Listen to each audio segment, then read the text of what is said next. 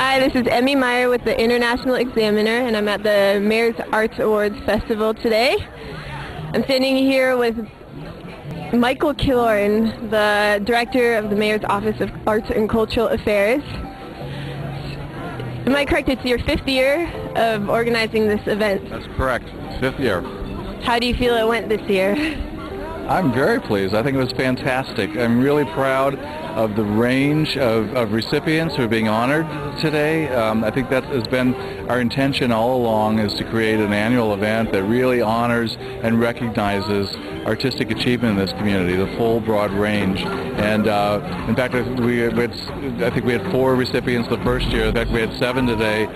Shows that we had a really difficult time narrowing it down to 4. We had over 200 nominations, all great people. But I think what we try to do is reflect the diversity of artistic and cultural activity in the community, from b-boys to major institution that's put Seattle on the world map, and the diversity in between. So I'm really pleased, and I'm thrilled that to be part of a city where the mayor honors and recognizes these organizations, and where the community comes out to support and show their appreciation as well. How do you feel Seattle's music scene is different from other cities' music scenes? Wow, that's a great question.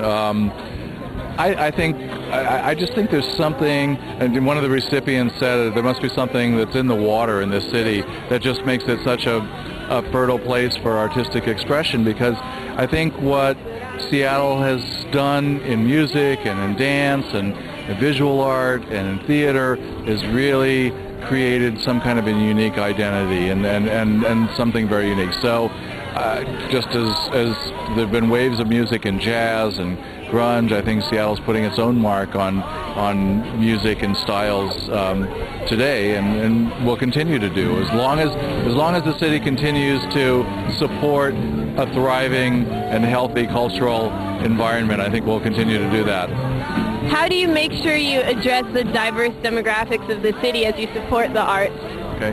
Well, as an office, and starting with leadership of the mayor, we are very committed to race and social justice, and making sure that our programs and services and support reaches out. I'm extremely proud of the staff of the Office of Arts and Cultural Affairs, a very diverse staff with an authentic presence in the community, working artists in the community who understand various communities. So we work very hard to make our programs accessible. We've developed some new programs, Smart Ventures, support for individual artists, after-school youth arts programs, make sure, and our commitment on the arts education front is to make sure that every student in Seattle Public Schools has access to quality arts education, because we believe that arts and culture truly is a bridge of understanding between people. Did music affect you as a youth, or were you involved in any arts? Oh, absolutely. No, I've always been a huge fan of music, and I've played instruments despite a lack of talent. That's never kept me from doing anything, but I enjoy listening to music. I've dabbled in many of the arts, and photography and filmmaking and painting and drawing, and I think what I've found now is that I appreciate what professional artists do in this city. Those aren't my talents, but I have a lifelong love and appreciation for the arts, and I think it's because of I was fortunate enough at an early age to have exposure to the arts, and continued that lifelong passion and to this point. So it's a real privilege to have this job, to connect city government and the arts and cultural community. May I ask you, do you have an iPod? You know, I do not. I have resisted that. I have this thing about quality music. I took all of my CDs. I was going to put them on a hard disk, and but there's a degradation of the sound, and I really am sort of a purist. So no, I don't. Plus, I also I like to be contemplative, and there are times, like on my walk to work and so forth, that I like just not having something else in my head.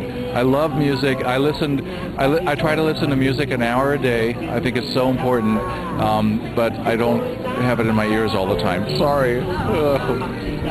What bands do you listen to, maybe ask? Wow. It's a hard question, I know. Well, okay, I mean, maybe I could answer that by telling you what my radio, in my car, the radio buttons, starting with C89, and then going to KPLU. I love the jazz station. I love KEXP, great station. KBCS and over in Bellevue. Listen to NPR a lot, the classical station. So I mean, that kind of gives you an idea of what I listen to. I'm all over the map. It depends on my mood, and I like listening to different things. And my CD collection is pretty eclectic and diverse. Well, as an upcoming musician myself, what would you like to see new artists do and contribute to the city?